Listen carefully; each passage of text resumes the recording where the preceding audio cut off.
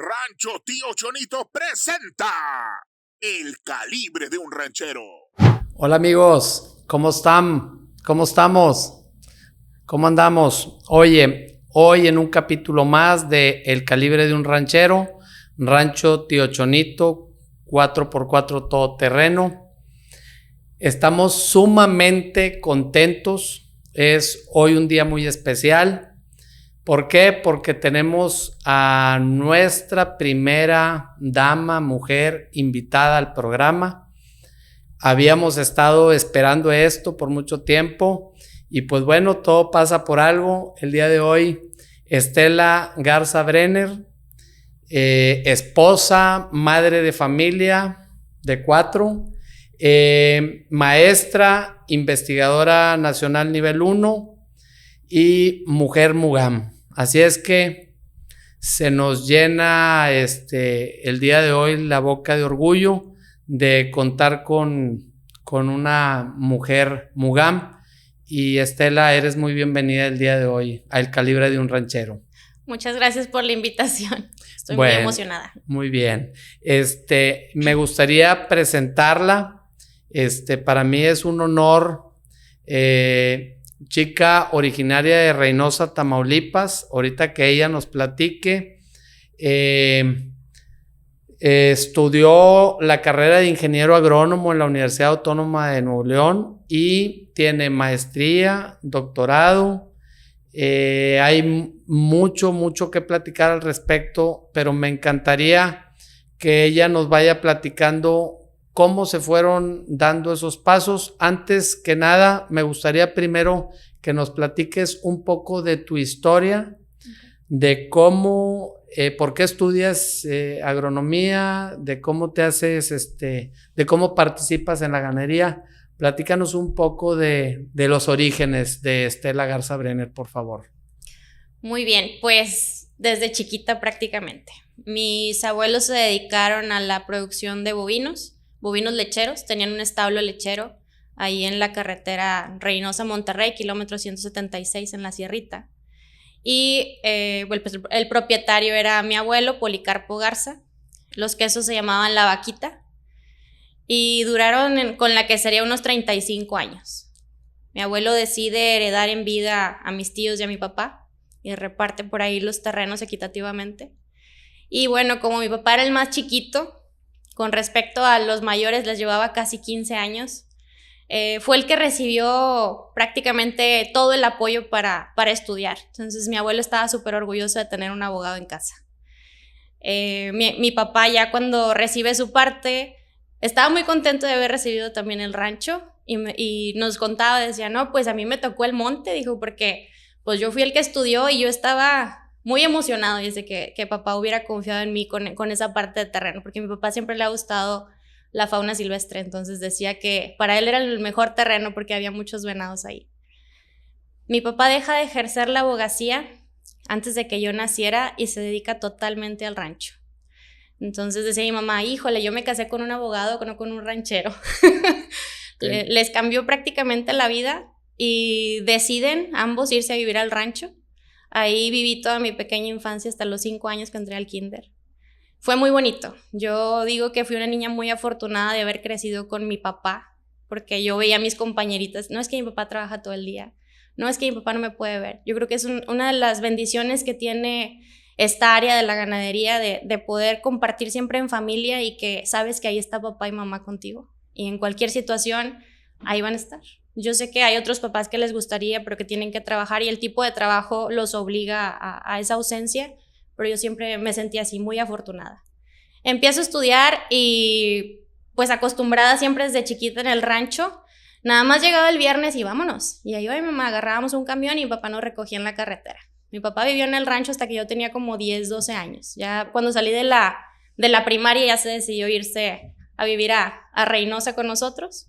Pero nos veíamos todos los fines de semana, vacaciones, Navidad, Semana Santa, veranos, eran en el rancho.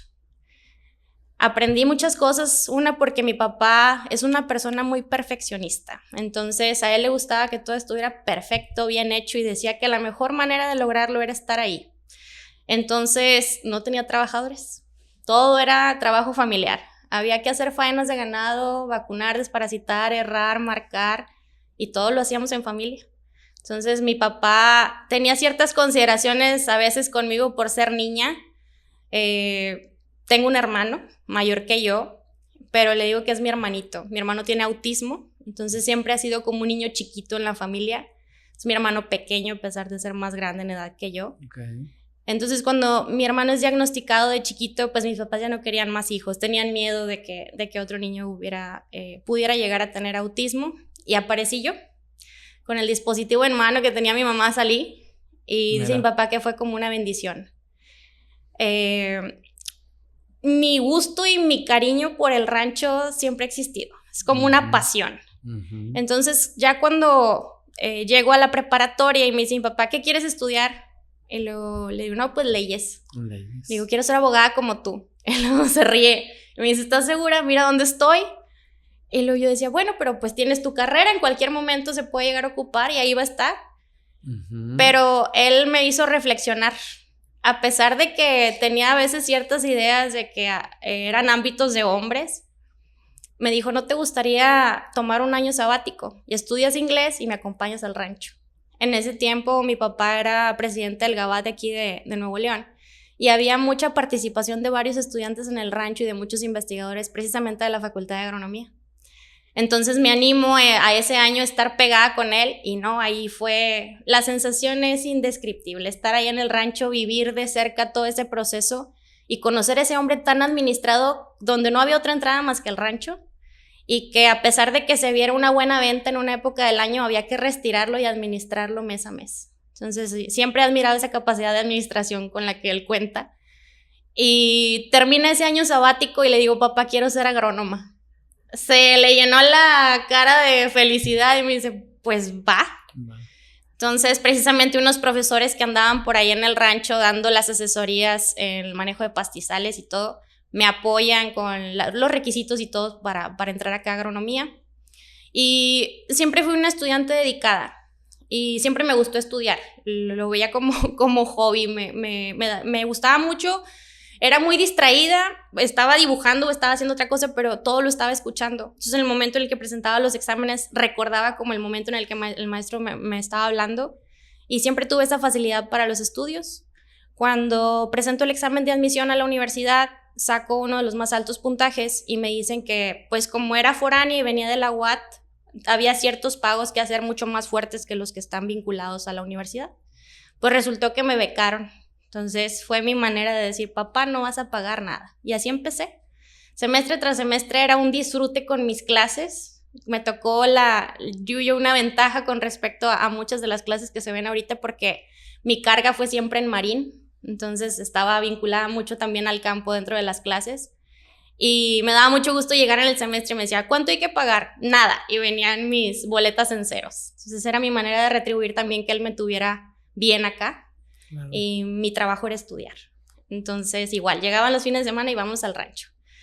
Así termino mi carrera y me dan un premio que se llama mención honorífica. En la universidad te premian por sacar buen promedio y te dan una beca para estudiar maestría. Tenía un tiempo considerable para aprovecharla, no la quise utilizar en ese momento. Y mi idea de entrar a agronomía era más que nada que al concluir yo me fuera al rancho.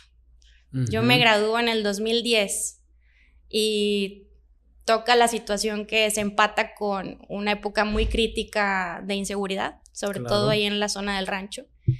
Y las palabras de mi papá fueron, no te vengas. Se me cayó así el mundo porque pues uno hace un plan, una meta, y que cambie todo por cosas ajenas a ti. Pruebas mucho realmente la resiliencia. ¿Cómo afrontas esos cambios? Sí, entiendo. Primero, pues entiendo muy bien y es algo que a mí me gusta y en la vida hay que saber dejarnos llevar, porque nosotros tenemos un plan y la vida nos va llevando y así lo entiendo. Fíjate, mira, primero me quedo con el milagro de Dios de tu vida. De que dices, oye, cuidándose tu madre y naciste, porque había que nacer. Y eso, nos queda, digo, es un regalo esa plática que vienes trayendo ahorita.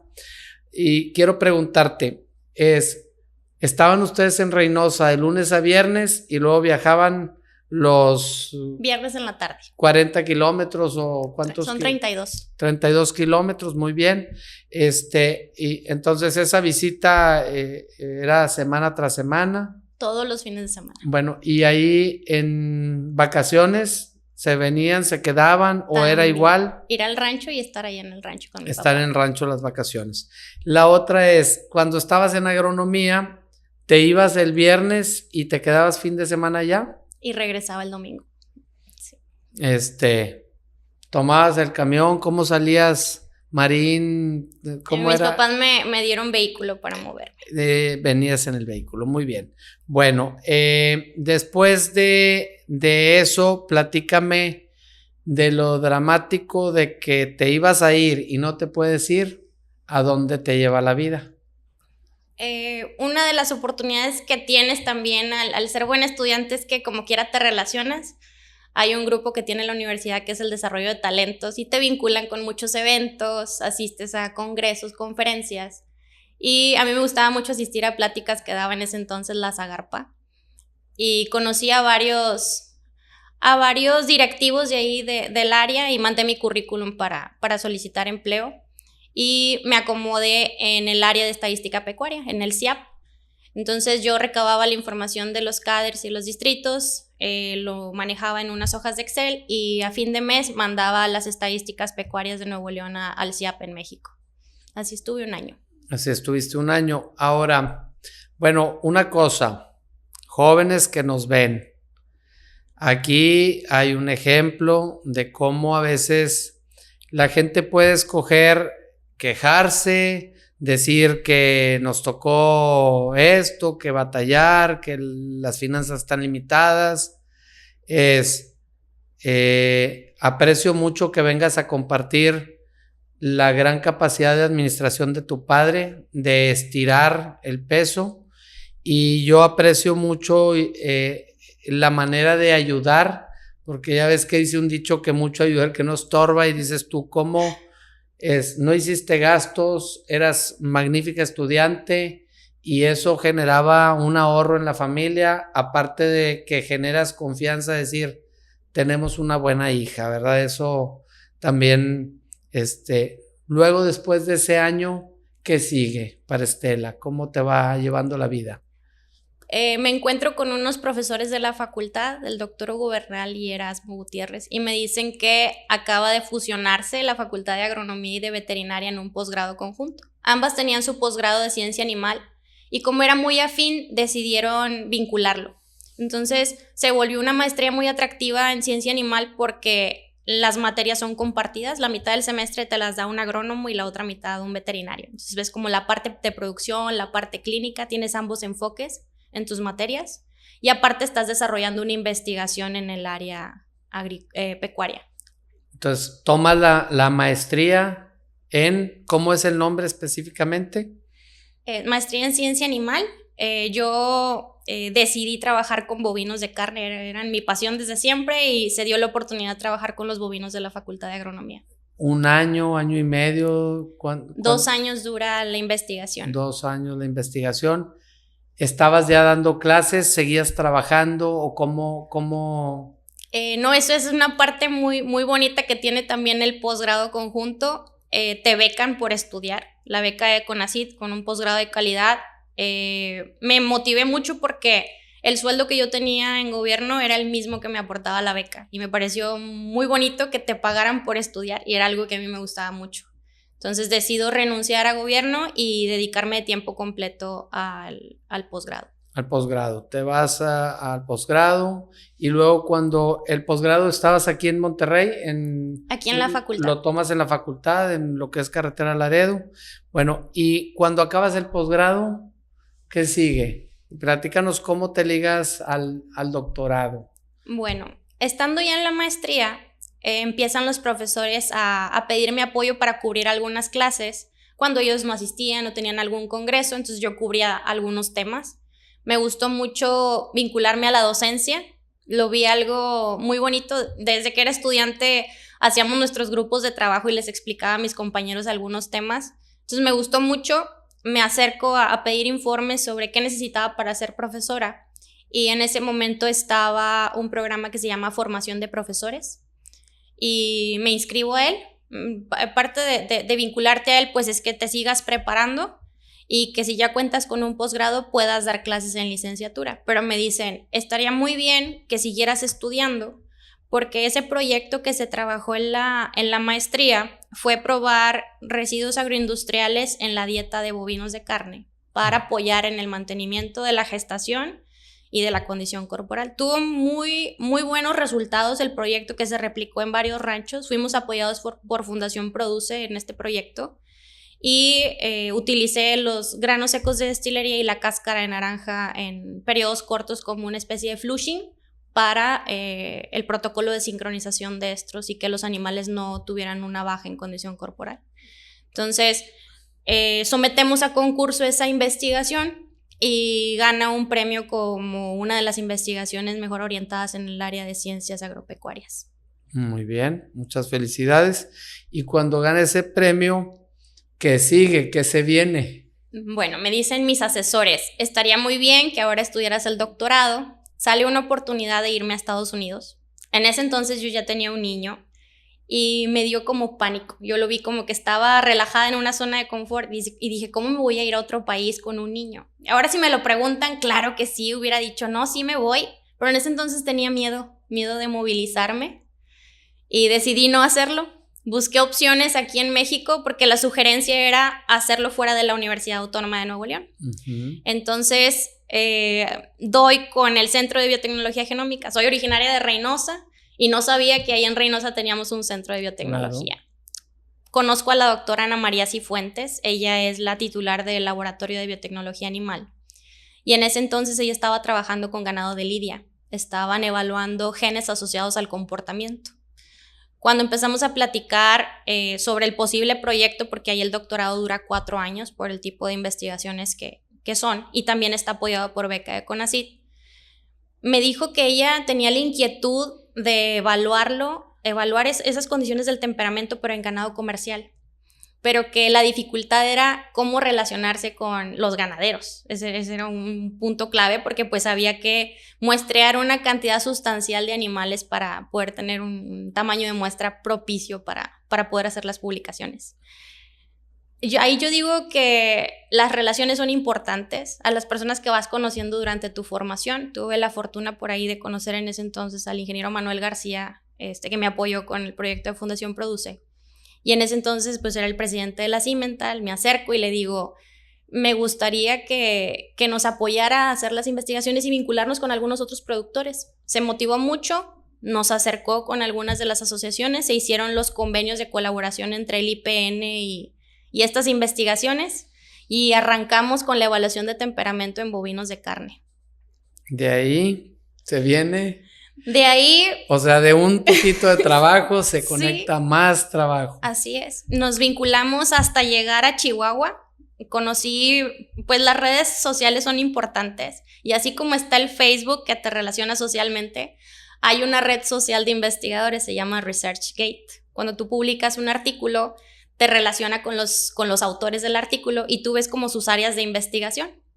Ahí conocí al doctor Almeida, que en ese entonces estaba vinculado en la CONARGEN y estaba en Chihuahua en la Facultad de Zootecnia y Ecología. Lo contactamos y lo invitamos como codirector de tesis. Entonces él me abrió mucho las puertas en Chihuahua al complejo Palomas, donde había pues áreas de manejo de la evaluación de comportamiento de bovinos de diversas razas. Uh-huh. Entonces probamos también el temperamento en varias razas bovinas.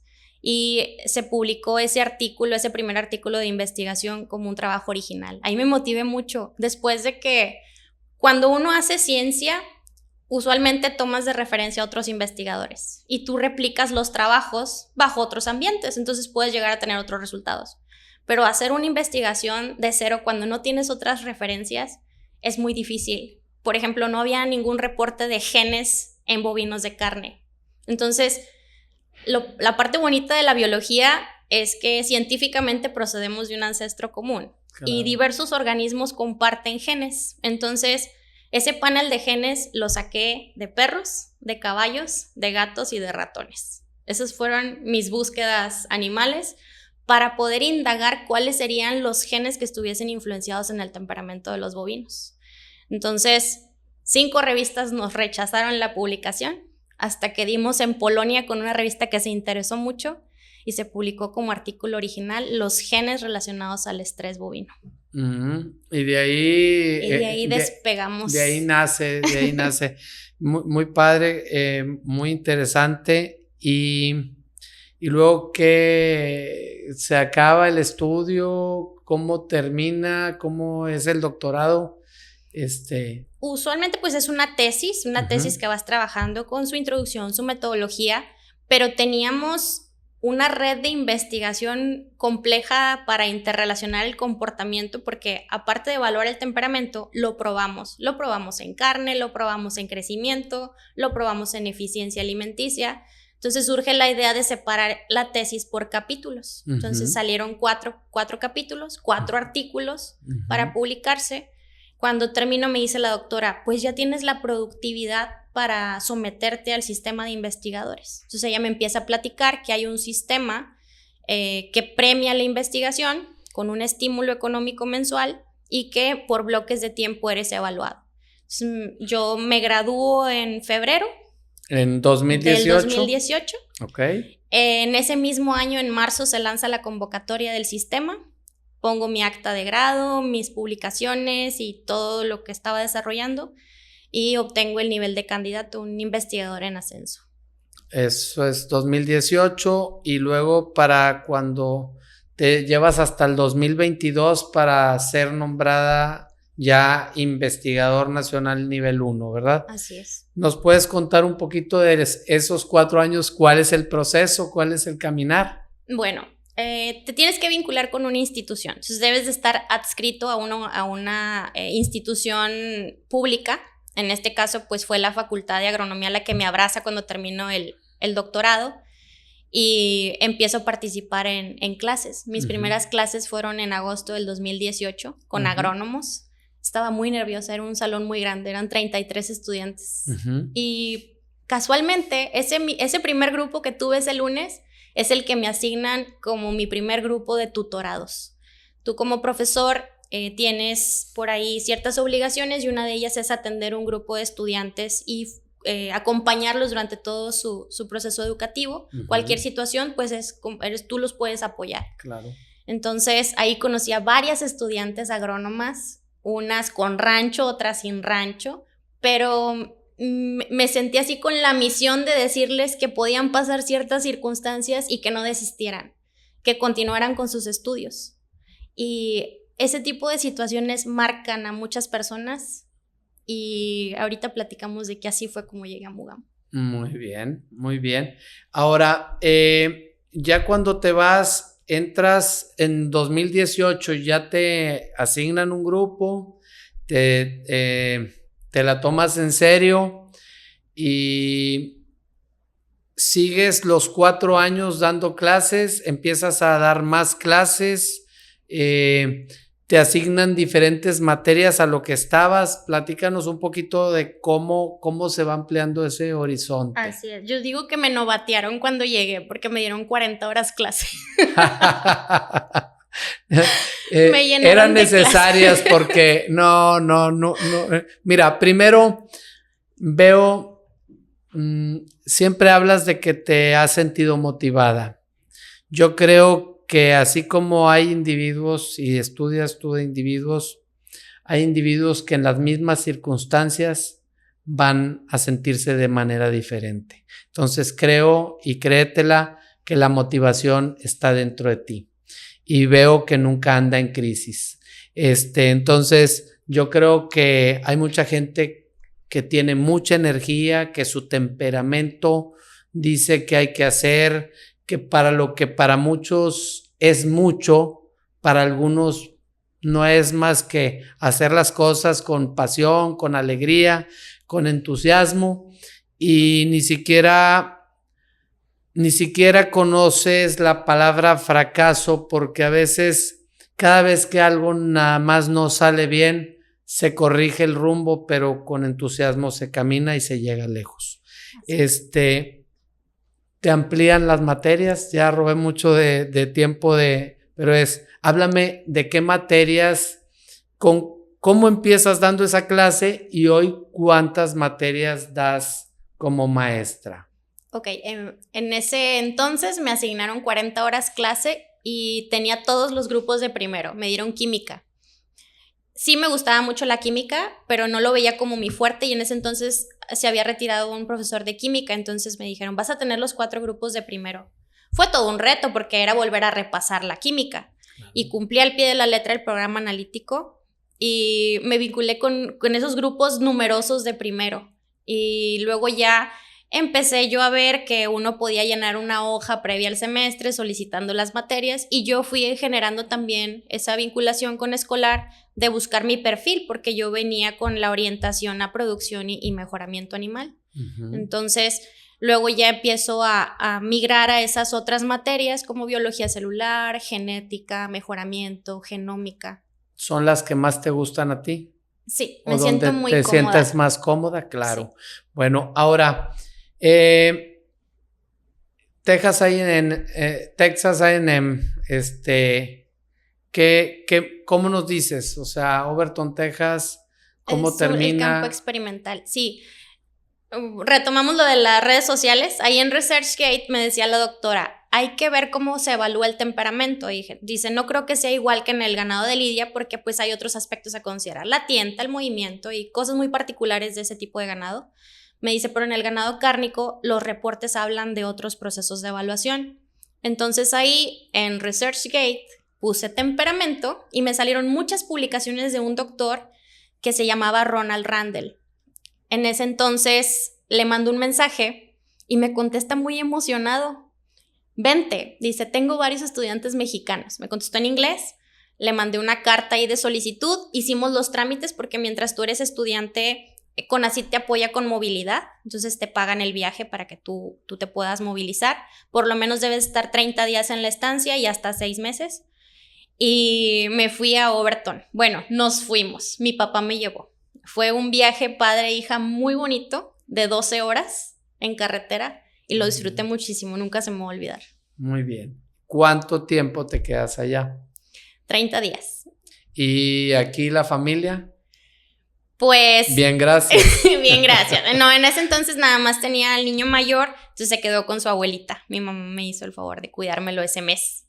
Muy bien. Esos 30 días allá, ¿cómo fue la experiencia? ¿Te gustó? Me encantó.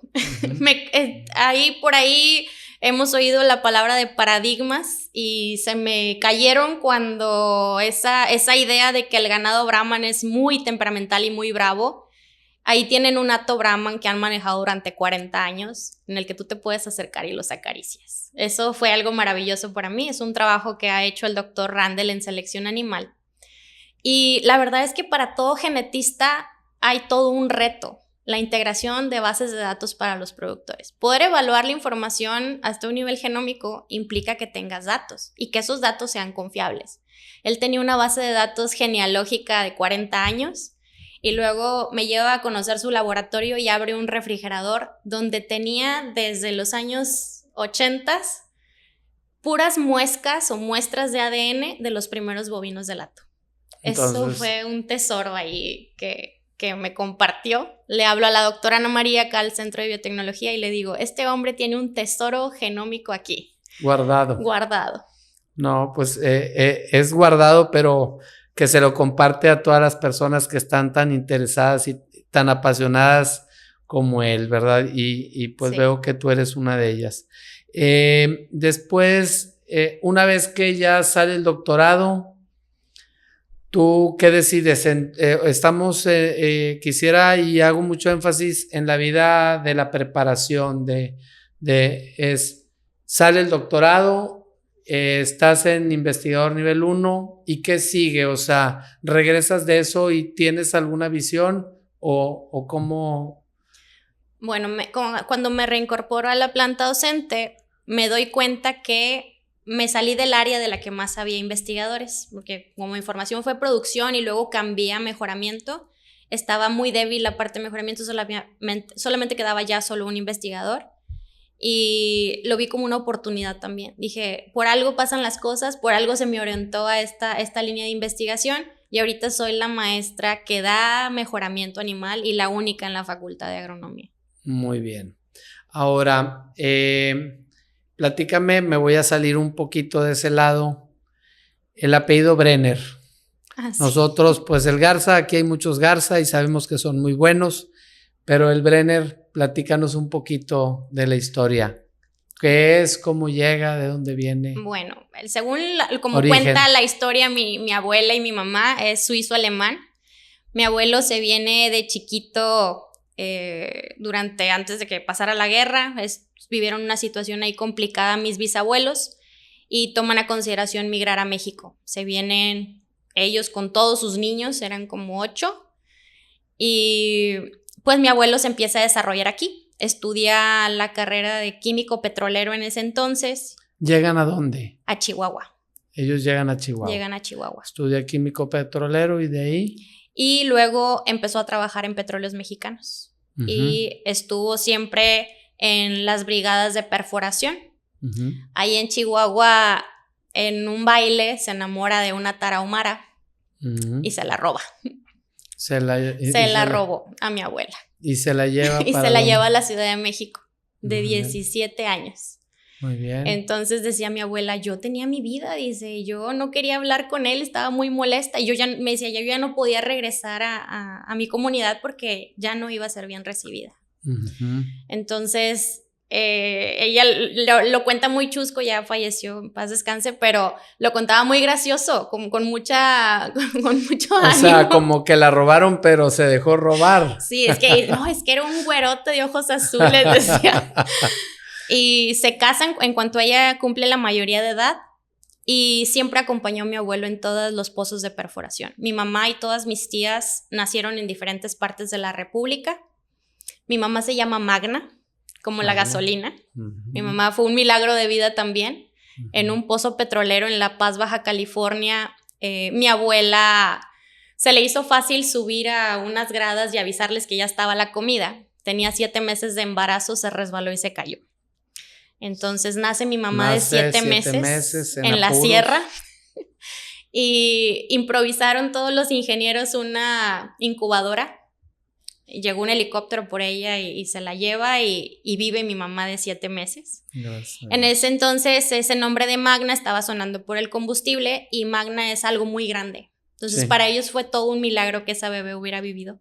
Qué y padre. Así le puse a mi hija también. Qué padre historia, gracias por compartirla con nosotros. Es una chulada. En cada programa, en cada podcast, uno aprende y siempre vienen y traen historias muy bonitas. Entonces, tu relación con la ganadería, para ir ligando, nace tu padre, ya se queda en el rancho, nace esa pasión por seguimiento y luego tú te vienes a agronomía, estudias y se hace todo este trabajo, pero tú estabas enfocada en ir a trabajar al rancho. Sí. Pero ahora te veo apasionada con todo lo que estás haciendo en la universidad. Para mí el tema del conocimiento es algo apasionante también en lo personal. Siento que el estudio, el aprender, esos son los motores que en un futuro multiplican nuestras oportunidades. Yo lucho mucho y esta es la voz. Qué bueno que vienes, me da una alegría tremenda de que vengan, porque dime cuántas oportunidades, platícales a la gente cuántas oportunidades se abren cuando las personas tenemos, como decías, las relaciones sociales son muy buenas, esas suman para mí, pero estar bien preparado multiplica. La motivación y la actitud multiplica. Aprovecho porque ahorita recuerdo que mencionaste Manuel García, te mando un afectuoso saludo y aquí hay un testimonio más de que cuando la gente abre las puertas y ayuda, No lo hacemos nunca nada por un reconocimiento, pero yo hoy te reconozco que aquí hay un testimonio de decir, me abrió las puertas el ingeniero, me presentó y eso habla muy bien, habla fuerte y se escucha lejos, ¿verdad? Entonces, me gusta eso también. Ahora, platícame un poquito de qué sigue para Estela en la cuestión educativa. Estás inmersa en proyecto ahí. ¿Hacia dónde miras? ¿Quieres ir para el rancho? ¿Quieres seguir en esto? Sí, mi papá pues orgulloso de su niña, siempre me lo dice, amanezco yo y ya tengo un mensaje de buenos días de él. Hemos ido al rancho esporádicamente, obviamente él cambió también sus horarios por los tránsitos que surgen por ahí en el rancho. Está muy motivado a ya vincularme al rancho.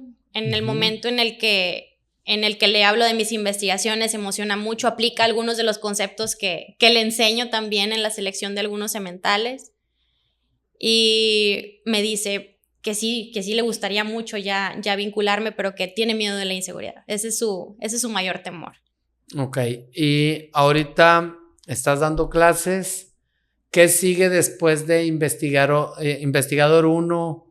Platícanos en eso. ¿Cómo te evalúan? ¿Cómo pasas al siguiente nivel? Muy bien.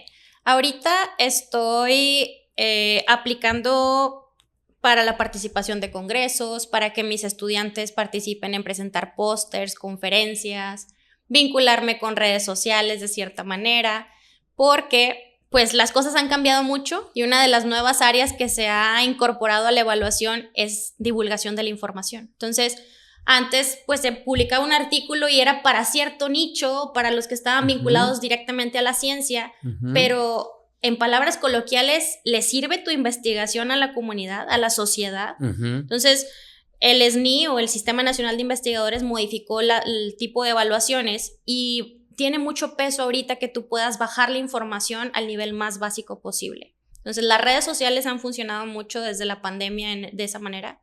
Claro. Los canales de YouTube, el Facebook, las publicaciones virtuales, la publicación en las revistas ganaderas.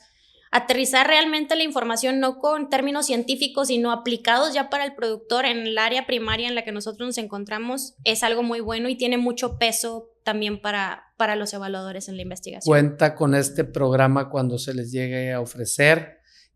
Aquí habrá un espacio para ustedes cuando necesiten aterrizar algo. Si eres tú, si hay un grupo de estudiantes, si hay lo que sea, cuenten con espacio para poder que algo que quieran hacer de la manera más simple, sencilla y práctica lo pongamos y pues muchas gracias. Será fácil caminar. Ahora, con esto de la divulgación me importa mucho. Has participado en congresos virtuales y presenciales. Sí. Pero me llama la atención cuando es tesistas o que participas. ¿Nos puedes explicar un poco cómo funciona eso? Por decir, yo te preguntaba, fuiste al 12th World Congress on Genetics Applied to Livestock Production. Por decir, si fue virtual, ¿cómo funciona? ¿Tienes que decir algo o si hay un trabajo, cómo lo exponen? Explícanos un poquito para los que no sabemos. Muy bien, se abren las convocatorias, usualmente te dan de 3 a 4 meses para subir un resumen, se somete a un arbitraje para ver si cuenta con el formato y el scope o el objetivo del congreso. Una vez que te evalúan o te hacen la revisión de tu resumen, te dicen si se aprueba o no. Si es aprobado, ya pasa al siguiente filtro donde te mandan el formato para generar tu póster o tu charla, que usualmente son de 15-20 minutos. Y una de las cosas que también evalúa el sistema de investigación, pues es que tengas proyectos de investigación. Estos proyectos tú los puedes llegar a liderar, pero necesitas estudiantes que los trabajen. A eso me refiero con los tesistas. Entonces, se les brinda el apoyo donde tú vas como autor de correspondencia del documento, estás en charla con los editores, ellos se comunican contigo a tu correo, pero se le asigna al estudiante la posibilidad de ser primer autor y que también marque su camino como posible investigador más adelante. Muy bien. Entonces, por decir, en esta revista académica de ciencia animal, al poner el artículo, ¿alguien hizo el artículo, pero luego lo firman tú y la persona? Nosotros hacemos el artículo. Ustedes hacen el artículo. Y entonces la revista lo pone y ahí eso le va dando fundamento a los trabajos o a las investigaciones que ustedes ya llevaron a cabo. Ahora, platícanos un poquito acerca de ASAS, tú lo vas a decir mejor que yo, pero es American Society of Animal Science. Sí. Es cómo te vinculas con ellos, te aceptan o cualquiera que quiera inscribirse se puede inscribir, y platícanos un poquito de qué ganaderos o qué investigadores o universidades, cómo va a ser la conexión ahí. Muy bien, es un congreso internacional. Tienes una fecha que cierra más o menos a principios de año para mandar un resumen de tu proyecto de investigación. Tuve la oportunidad de ser miembro del ASAS durante mis estudios de maestría por recomendación de mi propio asesor, donde él año con año participa en la exhibición ahí o de presentaciones o de póster. Entonces, como yo trabajé con granos secos de destilería y bovinos de carne y era un tema realmente nuevo en ese tiempo y en esa área, me movilizo a 2 congresos, uno en mi primer semestre de maestría y otro en tercero. Uno fue en Indianápolis y el otro en Kansas. ¿Qué hace uno? Pues manda el resumen con sus primeros resultados o resultados preliminares. Ellos lo someten a arbitraje que cumplas con las 400 palabras, con las palabras claves, con un título, con los autores. Si te lo aprueban, ya empiezas a trabajar en el desarrollo de un póster o de una presentación, depende de lo que tú decidas presentar allá. Es un congreso tremendo, son 3-4 días de puras conferencias desde las 8 de la mañana hasta la tarde. Te vinculas con todo el mundo relacionado con la ciencia animal. Te haces miembro del American Society of Animal Science y conoces a múltiples personalidades. Es como agarras un artículo que te interesa de un tema y es ya ponerle un rostro al artículo porque conoces a todos esos autores. Claro, lo entiendo perfectamente. Ojalá y que podamos nosotros continuar con algunos proyectos que tenemos en mente, y eso lo entiendo perfectamente, porque a veces el tener a la persona enfrente, el saber que existe, el ponerle nombre y apellido y ver que una persona que pone sus pensamientos, que pone sus horas de trabajo y las sabe comunicar a través de la pluma, del lápiz. Ahora platícanos un poquito al respecto de lo siguiente. Cuando salen esos artículos, cuando vas a presentar algo en las maestrías, en los doctorados, te ayudan, te apoyas, porque a veces hay unos que no hemos llegado a esos niveles, pero me gustaría que nos digas, una vez que haces un artículo, ¿con quién te apoyas? ¿Cómo te asesoras? Y cómo decimos, oye, ahora sí está listo para entregarse. Muy bien, es todo un trabajo. Más o menos nos tardamos unos 6 meses en edición de un artículo, cuando ya tiene el tesista los resultados. Y hay personas que me preguntan, ¿y cuánto te pagan por publicar? No, yo pago por hacer la publicación. Entonces, todas estas revistas también tienen una cuota para que tú puedas divulgar esa información. Y a final de cuentas te cuenta a ti en estas revistas. Todas tienen un factor de impacto y ese factor de impacto está muy relacionado con qué tan consultada es esa información. Entre más grande sea el factor de impacto, pues mayor peso tiene tu publicación, claro, más oportunidad de que se difunda esa información. Y se trabaja desde 2 autores hasta 8 o 9, que es con los que me ha tocado colaborar. ¿Por qué? En una investigación científica hay todas las áreas, sobre todo en producción animal necesitamos un especialista en estadística, necesitamos el especialista en producción, si está basado en nutrición, pues un nutriólogo. Entonces, en la parte de materiales y métodos, todos contribuimos a describir cómo fue el proceso, pero siempre haciendo referencia a otros documentos científicos que avalen esa metodología. Entonces, entre todos se forma un equipo de trabajo de investigación en una publicación y siempre hay un orden de autores. Los primeros autores son los que se consideran más importantes ya una vez que se evalúan, primero, segundo, tercer autor, y el autor por correspondencia. El autor por correspondencia es el que está en contacto con el editor, el que hace los pagos, el que le dicen si se acepta o se rechaza el artículo, o si entra en una revisión por pares donde primero hay un editor en jefe, él evalúa el artículo y dice, está relacionado con nuestra revista. Si no, automáticamente se rechaza ese documento y se tiene que buscar otra revista.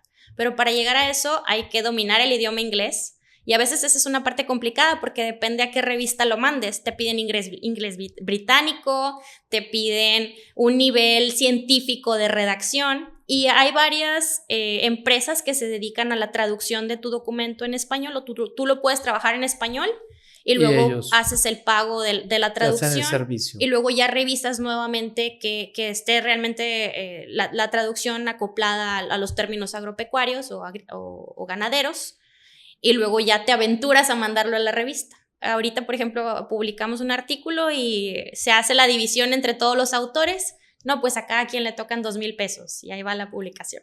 Y ya nada más poner changuitos y esperar que lo acepten.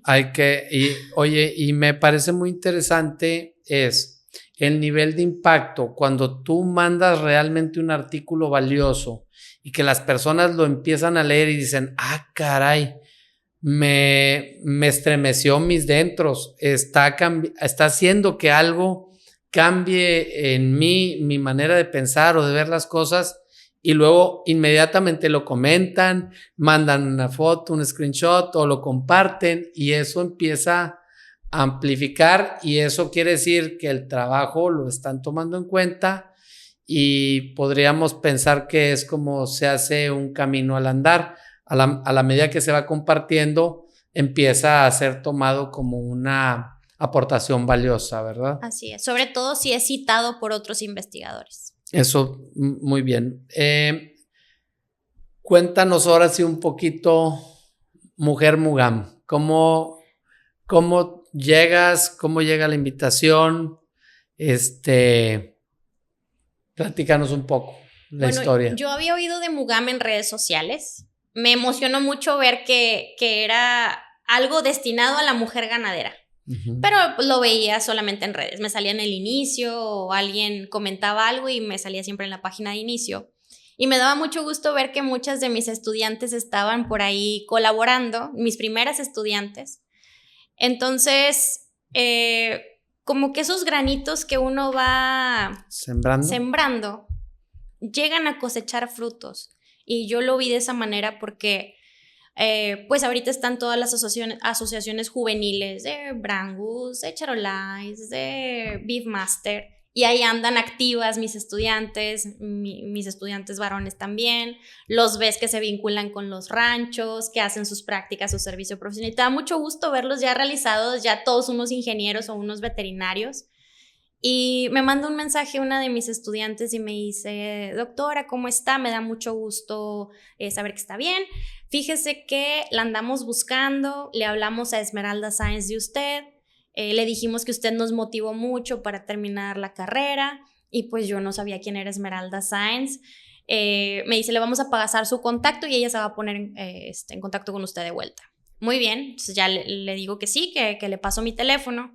Y me habla Esmeralda y me dice que pues varios estudiantes le habían hablado de mí, y me empieza a platicar de Mugam, esta Asociación de Mujeres Ganaderas de México. Ella pues es nuestra presidenta aquí en Nuevo León y es parte del Consejo Nacional de Mugam Nacional, y me dice que quieren formar el Consejo de Nuevo León y que tienen la intención de preparar un foro en el que se divulgue esta vida de estas ganaderas que siempre han estado presentes, pero que pueden servir como ejemplo para que otras personas también se motiven. Me empieza a hablar de todos los principios del apoyo a mujeres que dicen, pues siempre acompañé a mi esposo y ya no lo tengo, y ahora qué voy a hacer con el rancho. No quieren que sea opción la venta, quieren estar vinculadas con el negocio, y son cosas que han impactado a muchas de las mujeres con las que nos ha tocado colaborar. Y me dice, me gustaría mucho que usted formara parte del consejo. Y sí, no lo vi venir, o sea, yo pensé que era más otra cosa. ¿Y los motivos? Fue como decir, qué bonito que se diera así, que alguien hable bonito de ti con esas referencias y con esa conciencia de siempre estarte recordando como una persona que impulsó su gusto por el área. Y me dice que estaba la posibilidad y me manda los lineamientos y los requisitos y todo de formar parte en el consejo como la presidenta del Consejo de Vigilancia. Uh-huh. Le dije que qué gran responsabilidad ya una vez que leí todas las obligaciones y que con mucho gusto lo hacía. No le pensé mucho, le contesté y empezamos a trabajar en la generación del foro y de la vinculación con otras mujeres del consejo. Lo que siembra uno cosecha, entonces, bueno, pues a Esmeralda la conozco muy bien, tenemos parentesco, es sobrina, ha recibido mucha atención mediática, es una chica igual, muy valiosa, se mueve por todas partes. Qué bueno que te tomó en cuenta, qué bueno que le diste un sí. Y la importancia para mí en lo personal de la mujer en la ganadería es invaluable el trabajo que ha hecho la mujer, no nada más ahora de hoy, yo creo que es algo que no había estado, que sí se reconoce, pero a veces no se había reconocido como hoy lo vemos. Sí. Y el trabajo que ha hecho la mujer siempre es lo dije el otro día, insustituible. La mujer es la base de la familia, no nada más en México, en el mundo. Son ustedes una capacidad tremenda que tienen desde la base del amor, desde la base de poder separar también las emociones, su capacidad de expresarse, de comunicar. Nosotros nos quedamos muy cortos, entonces bienvenida también en este tema de Mujer Mugam. Ojalá y ¿qué experiencias has tenido una vez que das el sí? ¿Qué ha venido, o sea, con el tema de Mugam? ¿Han tenido eventos? ¿Nos puedes platicar un poco al respecto? Miembros del consejo hemos estado trabajando en visibilizarnos, estar presentes en los eventos, hacer ruido como mujeres ganaderas, y se han sumado muchas más mujeres que se sienten identificadas.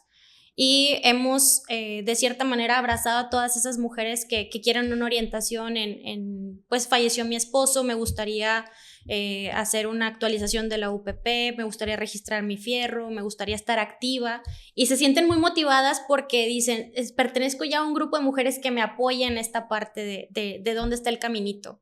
Ahorita nos estamos poniendo de acuerdo, vamos a hacer ciclos de conferencias con temas que puedan ser de importancia para muchas mujeres, y lo orientamos a cuál era el expertise de cada una de las integrantes del consejo. Entonces cada una va a participar en dar estas pláticas a mujeres ganaderas. Platico, hace poquito estuvimos en una subasta y oye, pues ganado es producido por una mujer Mugam. Y oye, y se fueron las pujas, las hembras estaban muy bonitas, unas hembras negras, pero yo siento que fue un apoyo desde la tribuna de la gente que estaba pujando para decir, son bienvenidas, es apreciado su trabajo y pagamos más de lo que el mercado normal vale por ello. Y eso a mí me dio mucho gusto también. ¿Hacia dónde crees que va a orientar Mugam a la ganadería? ¿Cómo va a impactar Mugam a la ganadería? ¿Se van a realizar cambios de profundidad? Porque bueno, sí, el ruido lo están haciendo en poner comentarios frecuentes, destacados y todo, pero acuérdate que pues lo sólido es lo que se hace con pie firme. En eso, ¿cómo lo miras tú? ¿Qué impactos van a generar ahorita a la inmediatez? ¿Y cómo visualiza Estela Garza que pueden ser esos cambios al corto y mediano plazo? Muy bien. Está registrado la participación de la mujer en más o menos un 19% del sector ganadero. pero yo creo que hay más mujeres, solo que no han sido de cierta manera reconocidas por las estadísticas. Uh-huh. Ahorita, pues desde diciembre que se hace ya lo que es la fundación de Mugam Nacional, empiezan ya los consejos a participar estatalmente. Esmeralda ha estado ahí vinculada a todas las tomas de protesta de todos estos consejos estatales, siendo el que encabezó la punta Chihuahua a principios de año.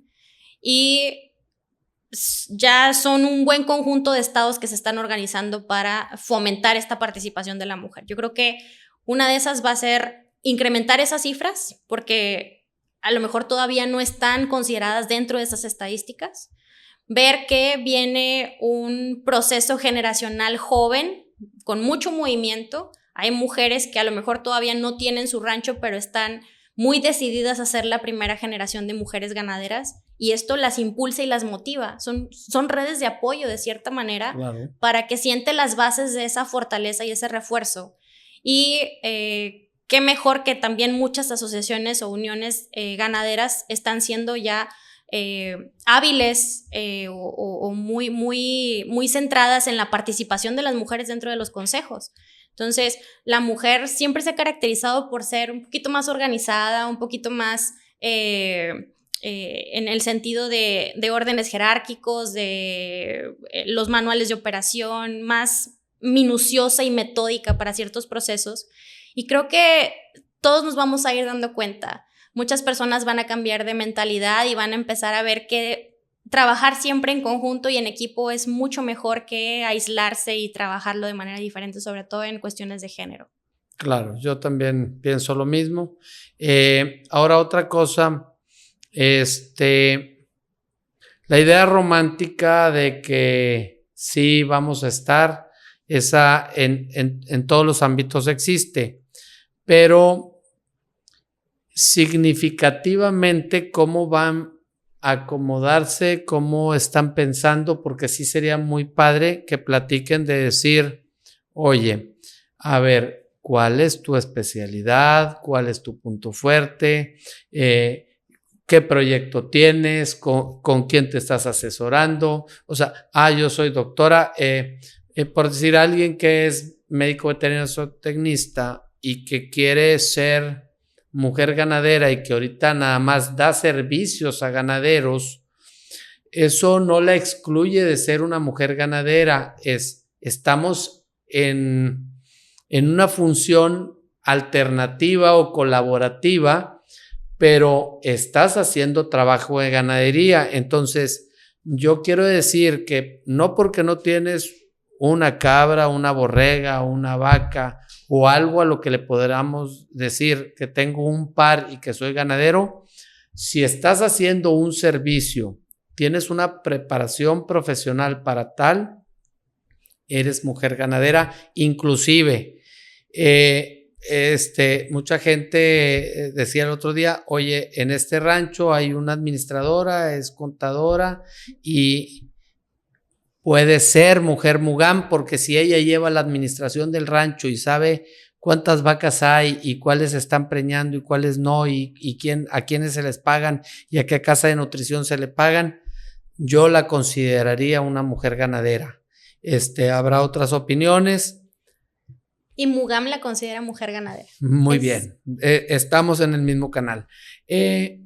Algunos límites que vea Estela Garza, o algunas cosas, yo soy positivo, me gusta siempre ver el lado bueno. Ahorita te voy a platicar lo bueno, pero pues a veces aprende uno que como quiera no debes, hacemos una rayita y cuáles son los puntos a ver, a considerar, que podamos ver unos oscuros por ahí, que han considerado que puedan ser algunas dificultades, límites, tropiezos que puedan enfrentar.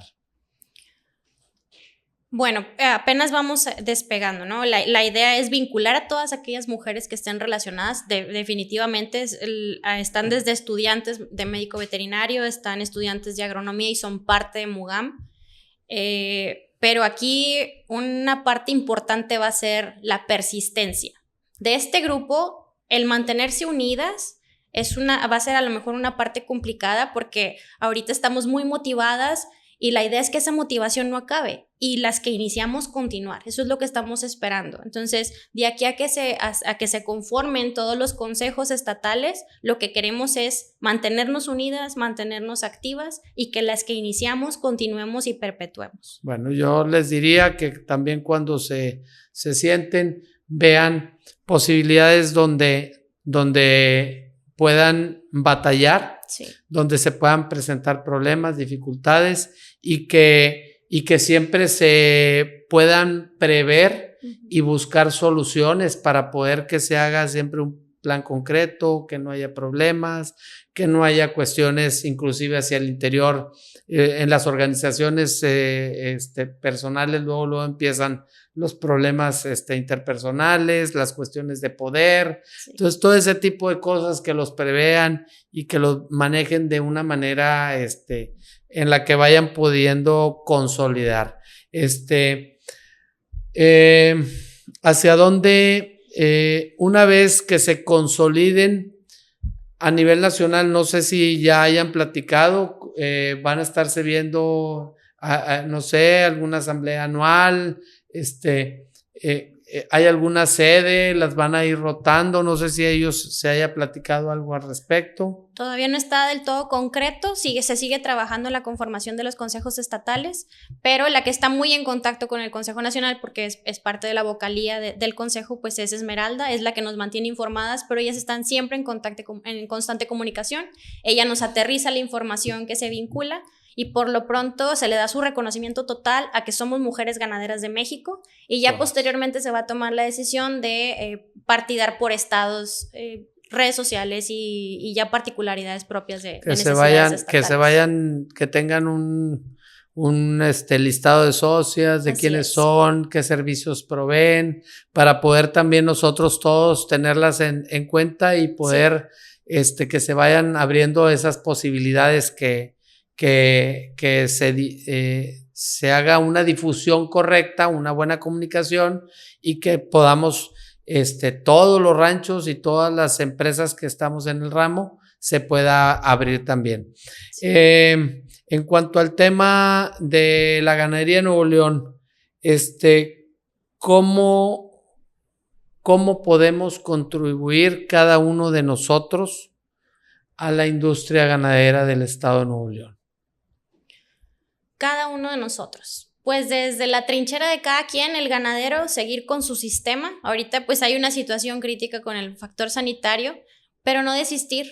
Hay que trabajar en revertir esta situación. Obviamente va a tomar tiempo, pero si nos ponemos todas las pilas y empiezan los técnicos a retomar todos los aspectos de perfil sanitario, va a ser posible. Entonces esto son situaciones que van a pasar, es un altibajo que vino y nos hizo temblar, está retumbando Nuevo León, pero necesita recobrar su estatus, lo va a lograr, somos muy luchones y no nos vamos a dejar de esta situación. Sí, yo creo que esto es una cuestión de diálogo entre todas las partes, que sea de sumar. Así es. Que cada quien haga su trabajo, lo que nos corresponde hacer, que los que somos creadores nos pongamos a hacer, los que llevamos las pruebas a seguirlas teniendo en regla, los que no las tienen a hacerlas, y a cumplir cada quien con lo que le corresponda y pues que se acomoden las cosas. Yo también estoy cierto y seguro que no sabemos cuándo, pero volveremos para estar en los mejores niveles en cuestión de sanidad. ¿Tú en lo personal tienes algún proyecto o una iniciativa en mente que nos quieras compartir de desarrollo? Muy bien. Siempre mis líneas de investigación han sido destinadas en bovinos de carne. Me gusta mucho el mejoramiento de bovinos, pero hace algunos años empezamos a colaborar con el sector caprino. Entonces aquí una de las cosas maravillosas que tienen los caprinos es la leche. Es un alimento considerado nutracéutico, tiene muchos beneficios a la salud. El tamaño de partícula que presenta la leche es muy similar al de la leche materna, entonces ha sido una alternativa nutricional incluso para neonatos que se consideran intolerantes a la lactosa. Claro. Es una de las ventajas biológicas que tiene la cabra, tiene un tipo de leche que no genera problemas digestivos y es carga biológica netamente. Entonces, Jorge por ahí, Montemayor estuvo con nosotros aquí y dijo, las cabras del rancho las queremos mucho porque cualquiera que nos nace que no anda bien, lo criamos con la leche de las cabras y salen adelante, así es. sean crías de venado, de caballo, todo lo que trae problema al nacimiento, los crían con la leche de la cabra y él dijo que las aprecian mucho. Entonces, ¿traes algo por ahí con...? Sí, andamos con unos proyectos referentes a muy calidad bien. de leche. Siempre que nos visita alguien, ya nos estamos encaminando hacia el final, yo les digo qué mensaje nos trae Estela Garza Brenner a las nuevas generaciones, a la gente que nos ve, con qué nos quedamos de ti, con qué mensaje. Me gusta mucho una frase que dice mi mamá: el que no vive para servir, no sirve para vivir. Y es algo que yo he tratado de aplicar. Siempre me gusta ser muy servicial, dar mi apoyo, compartir mis conocimientos, y siempre recibo críticas de ¿por qué no cobras? El conocimiento cuesta. Pero yo nunca lo he visto así. Y eso me ha traído muchos beneficios y muchas relaciones. He conocido a gente muy valiosa que ha aportado mucho a mi desarrollo profesional también. Muy bien, paga de otras formas. Así es. Lo que pasa es que a veces la gente nada más traduce a dinero, pero no, ese tipo de cosas se tarda un poquito más en pagar, pero paga muy bien. Y pues bueno, encantados con tu consejo. Hemos aprendido mucho el día de hoy de Estela Garza Brenner. Eres una ranchera de grueso calibre.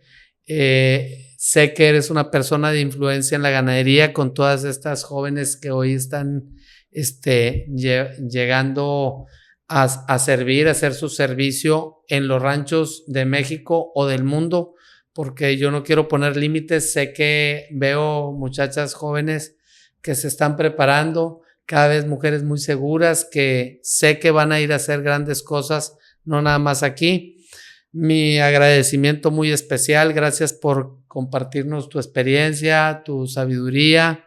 Lleva un saludo a tus padres, deben de estar muy orgullosos de ti, y a tu esposo y a tus hijos también. No dejes de trabajar duro. Y pues amigos, 4x4 todoterreno, una ranchera de un grueso calibre, y no es la primera, pero no es la última. Estamos esperando más mujeres como tú. Muchas gracias. Gracias por la por ser un invitación. ejemplo. Muchas gracias Estela.